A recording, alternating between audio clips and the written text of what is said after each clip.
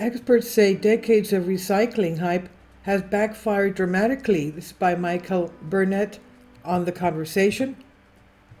You've just finished a cup of coffee at your favorite cafe, and now you're facing a trash bin, a recycling bin, and a compost bin.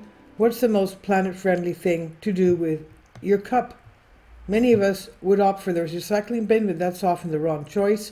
In order to hold liquids, most paper coffee cups are made with a thin plastic lining, which means separating these materials and recycling them is difficult. In fact, the most sustainable option is not available at the trash bin. It happens earlier, before you're handed a disposable cup in the first place. In our research on waste behavior, sustainability, engineering, design, and decision making, we examine what U.S. residents understand about the efficacy of different waste management strategies and which of those strategies they prefer. In two nationwide surveys in the U.S. that we conducted in October 2019 and March 2022, we found that people overlook waste reduction and reuse in favor of recycling. We call this tendency recycling bias and reduction neglect.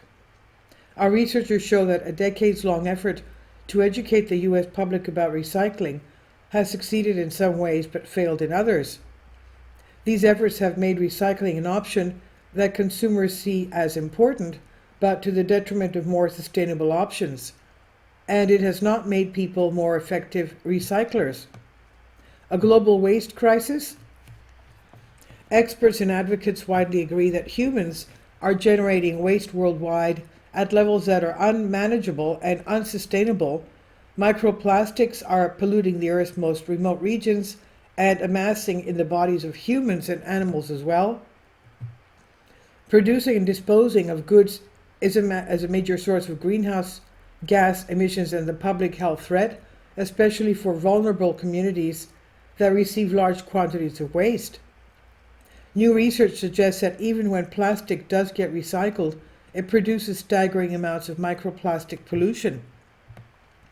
And given the scope and urgency of this problem, in June 2023, the United Nations convened talks with government representatives from around the globe to begin drafting a legally binding pact aimed at stemming harmful plastic waste. Meanwhile, many U.S. cities and states are banning single-use plastic products or restricting their use. Upstream and downstream solutions. Experts have long recommended tackling the waste problem by prioritizing source reduction strategies that prevent the creation of waste in the first place, rather than seeking to manage and mitigate its impact later. The U.S. Environmental Protection Agency and other prominent environmental organizations like the UN Environment Program use a framework called the Waste Management Hierarchy that ranks strategies from most to least environmentally preferred. A familiar waste management hierarchy urges people to reduce, reuse, and recycle in that order. Creating items that can be recycled is better from a sustainability perspective than burning them in an incinerator or burying them in a landfill, but it still consumes energy and resources. In contrast, reducing waste generation conserves natural resources and avoids other negative environmental impacts throughout a product's life. R's, out of place. In our survey, participants completed a series of questions and tasks that elicited their views of different waste strategies. In response to open-ended questions about the most effective way to reduce landfill waste or solve environmental issues associated with waste, participants overwhelmingly cited recycling and other downstream strategies. We also asked people to rank the 4 strategies of the Environmental Protection Agency's waste management hierarchy from most to least environmentally preferred. In that order, they include source reduction and reuse, cycling and composting, energy recovery, such as burning trash to generate energy, and treatment and disposal, typically in a landfill. More than 3 out of 4 participants, that's 78%, ordered their strategies incorrectly. When they were asked to rank and the reduce, reuse, recycle options, In the same way, participants fared somewhat better, but nearly half, 46%, still misordered the popular phrase. And finally, we asked participants to choose between two options, waste prevention and recycling.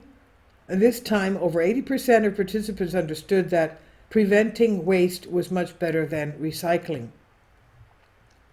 Recycling badly. While our participants defaulted to recycling as a waste management strategy, they did not execute it very well. This is not surprising, since the current U.S. recycling system puts the onus on consumers to separate recyclable materials and keep contaminants out of the bin.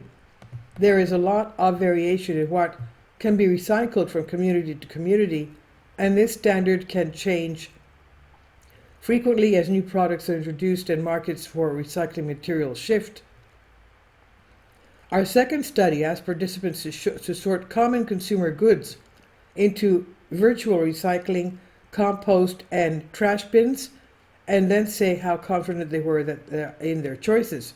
Many people placed common recycling contaminants, including plastic bags, 58%, disposable coffee cups, 46%, and light bulbs, 26%, erroneously and often confidently in the virtual recycling bins.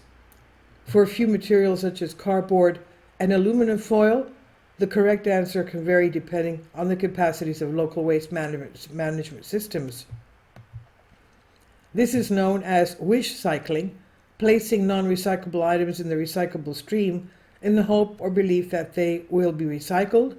Wish cycling creates additional costs and problems for recyclers who have to sort the materials, and sometimes results in otherwise recyclable materials being landfilled or incinerated instead. Although our participants were strongly biased towards recycling, they were not confident that it would work. Participants in our first survey were asked to estimate what fraction of plastic has been recycled since plastic production began, and according to widely cited estimate, the answer is just 9%. Our respondents thought that 25% of plastic had been recycled, more than expert estimates, but still a low amount, and they correctly reasoned that a majority of it has ended up in landfills and the environment.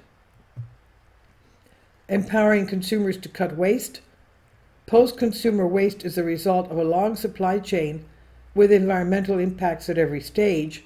However, U.S. policy and corporate discourse focuses on consumers as the main source of waste, as implied by the term post-consumer waste. Other approaches put more responsibility on producers by requiring them to take back their products for disposal, cover recycling costs, and design and produce goods that are easy to recycle effectively.